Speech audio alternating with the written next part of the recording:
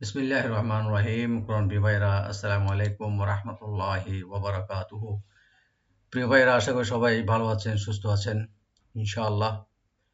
আহ, প্রিয় ভাইরা, আজকে আমি কোরআন কারীমের শেষের দুইটি সূরা, যেটা আমরা একটা শেষ করেছি, মহান দুইটি সূরা, আজিম সূরা, সূরা নাস আমরা 114 নম্বর, এটা আমরা শেষ করলাম।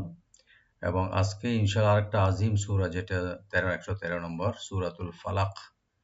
সূরাতুল ফালাক এটা আমরা একটু প্র্যাকটিস করব।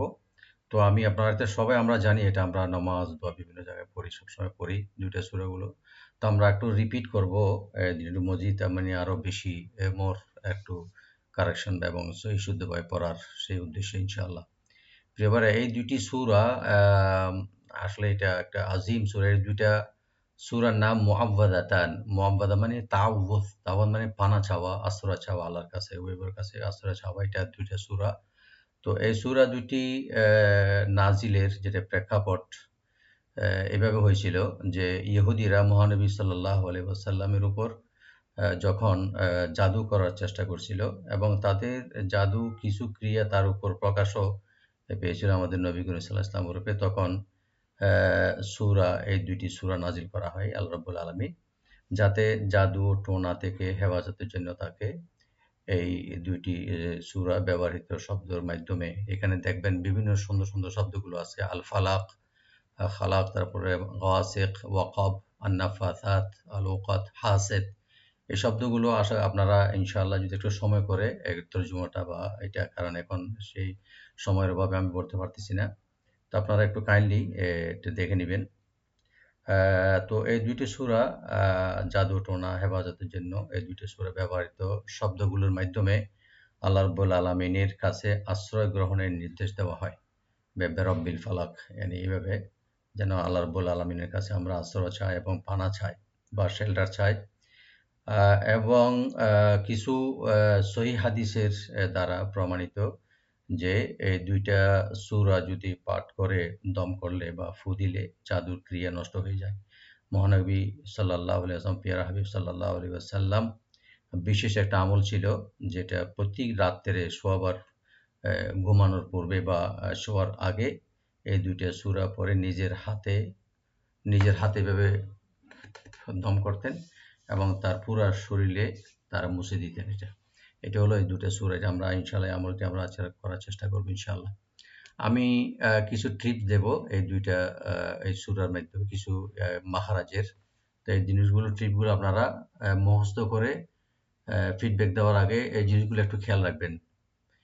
বিশেষ বিশেষ জায়গায় যেটা আমি একটু ইন্ডিকেট করব, এটা আমাদের সুবিধার্থে ইনশাআল্লাহ।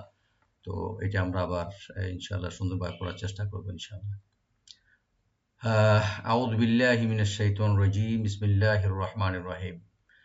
প্রথম যখন করবেন কুল, কাফটাকে রাইট দেওয়ার চেষ্টা করবেন গলার মানে জিহ্বার শেষ থেকে কুল, কুল যেন না হয় কুল।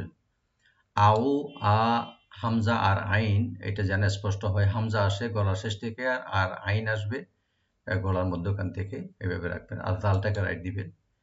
বেরব্বিল বলবেন না, বি বলবেন। আর র, এখানে র মোটা করে ডিপ করে পড়বেন। ফা, লা, এটা ওপেন করে পড়বেন। আর এখানে যখন আমরা ওয়াকফ করব, অবশ্যই এখানে কলকলা করবেন, ইয়ানি ইকো করতে হবে, আল ফালাক, এইভাবে। মিন এখানে এখফা বা গুন্না করার, লাইট গুন্না করার চেষ্টা করবেন। সার রে বলবেন না, রি বলবেন, সার রি, শিন ওপেন। আর মা একালিপ এখানে ওপেন করে টেনে বলবেন। খ, লা, খ এখানে ডিপ হবে, লাম ওপেন থাকবে, আর কফ এখানে কলকলা হবে। ওয়ামিন এখানে একফা হবে। আর সার রে বলবেন না, রি বলবেন, সার রি। গ, গয়টাকে এখানে ওপেন করে ডিপ করে পড়তে হবে কালিপটানে। সি বলবেন, গ সি।